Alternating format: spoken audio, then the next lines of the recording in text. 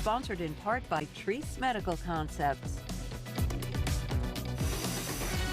Well, today we're talking about your feet. We've heard that women often suffer for the sake of fashion. And that seems to be true when it comes to our feet. Years of wearing narrow, pointed toe shoes and genetic predispositions can just cause so much havoc on the structure of our feet, particularly in the form of bunions. That's right, I said it. Today, I'm revealing a secret, or a not so distant secret. Those are my feet. I know. I have bunions. I mean, look at those things. They're hideous. I have contemplated over the course of my life to have surgery, but have been incredibly apprehensive. But now there's a new procedure that may, in fact, change my mind. So joining us now is podiatrist Dr. Sarah Haller. Welcome and good morning. Thank you for having me. Thank you for joining us. Before we get started, how many pillows do you use when you sleep? I use one. Just one? One head. One but head. I do have 6 in total. I do the off Six and on in business. you know, viewers need to get to know you because this is a serious thing. It's real. Okay, so many of our viewers actually know you from the show My Feet Are Killing Me, Yes. where you've had to deal with your fair share of bunions. For those who don't know, for those who don't know, what exactly are bunions?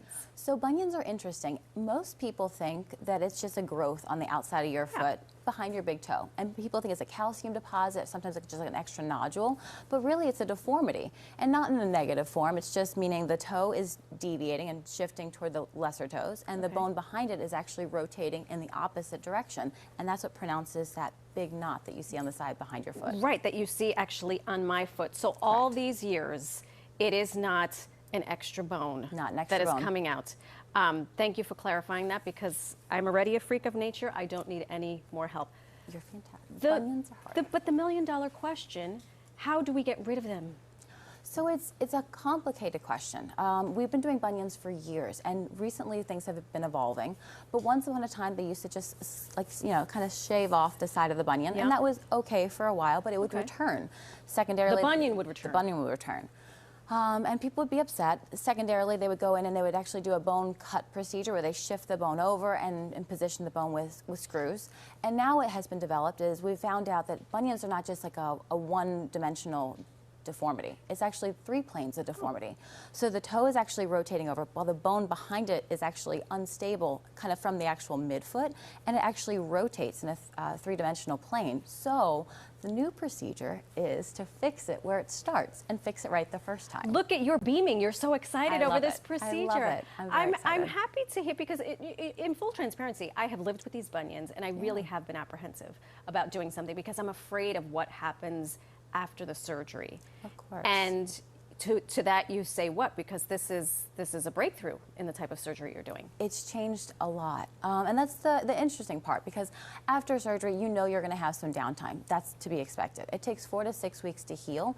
But with this lapaplasty experience, you are off your feet. In my personal practice, I keep people off their feet for 2 weeks. It just allows me to have the skin heal. That way, stitches stay in, you're going to stay off it, keep pressure off of it, but then you're in a walking boot for 6 weeks, and you're back to work, kind of back to your normal activity. The recurrence rate is really low, and it's so gratifying to see people go back, and I get the text is like, you know, oh, I made it in my wedding shoes. I'm so happy. Like, thank you for making my days like where I can wear the things that I wanted to wear. I love that you love what you do, because that makes a world of difference for people who are dealing with this. So what are the benefits of using this procedure over traditional bunion surgery? So in this procedure, you're actually going to the root of the actual problem and actually fixing it where it starts. Right. So instead of going and, you know, fixing it just at the head of the procedure, or the head of the bone, where you see that protrusion on their skin, you're actually going back to the actual joint where it's actually rotating from and fixing it there. You put in plates and screws, and they hold it into place to make sure it does not come back. Oh my goodness. So where can people go to learn more about this procedure? So online, lapaplasty.com, you're going to see tons of information, and you can see patient testimonials about people that have had the procedure and how they've gotten back to their life experiences.